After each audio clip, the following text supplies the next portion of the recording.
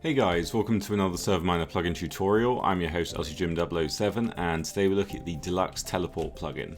So this is a really awesome plugin which allows you to fully customize everything to do with teleporting, warping, going to homes, spawn, lobby, etc. There are tons of config files where you can tweak little settings, and overall it's a really well made plugin.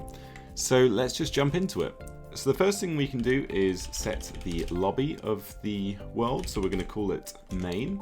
And that's going to set the lobby, so when we do /lobby it will teleport us here. We can do the same thing for the spawn, so you can set the spawn and then hit spawn, that's going to teleport you there. You can also delete it if you're not happy with it, and you can do the same for the lobby as well and delete the general lobby. We can do the same sort of thing with homes, so we can do set home and then give it a name. So I already have one called that, so home 2 for example. And then what we can do is /homes, hit enter, that's going to bring up a GUI and it's going to list all the ones we've created and their coordinates. And then all you have to do is simply click one that you want to go to. Now you'll be teleported there immediately, unless in the config you set some sort of delay or cooldown, which we'll have a look later. And obviously you can delete any homes you are not happy with. We can then move on to warp, so this is the same sort of thing. We can do set warp and then test 3 for example, that's set that. You can do a warped list and we can do warp to whichever one we want and we will be teleported there. Now if we do DT help, that's the main command, so we can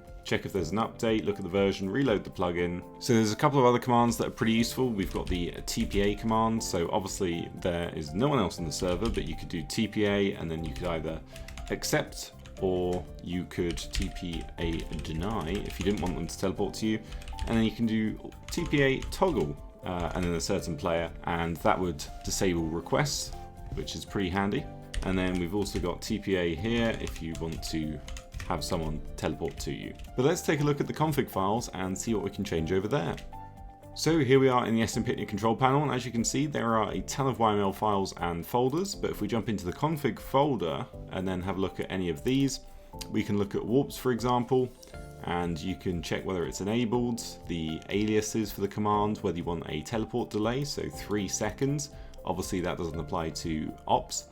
And then you can have a cooldown as well, such as 10 minutes. You can have different ranks which have different cooldowns as well. And then you could also have some conditions such as it costs 500 to teleport. Going into the GUI menus, there's one by default which is the homes.yml, and this will just show you the menu title, the open conditions and the size of it. And then it's going to list all of the homes. They are going to be a red bed. It's going to give the X, Y, and Z coordinates. You could copy and paste this and make one for warps or make one for lobby. And then if you set up any GUI menus yourself, make sure you go into menus.yml and put it in here. So currently it's only the homes.yml, and then if we go into the config.yml, this is where you're going to set the language, and there's a few things such as a database you could set up, and then various standard teleport settings such as when you first join the server and the place you would spawn in and the world as well. Then we have the placeholders, so this can be used with other plugins for example, and you can use any of this stuff. And then we have all of the permissions to do various things, so if you use such as lucky perms, you can grab some of this and make sure your players have the correct permission to use various commands. So here we are on the spigot page. You can see it's updated from 1.8 to 1.21. And if we scroll down, there is a good bit of information about what you can do with the plugin. In the documentation link here, we have a really detailed website going over everything, how to adjust it all.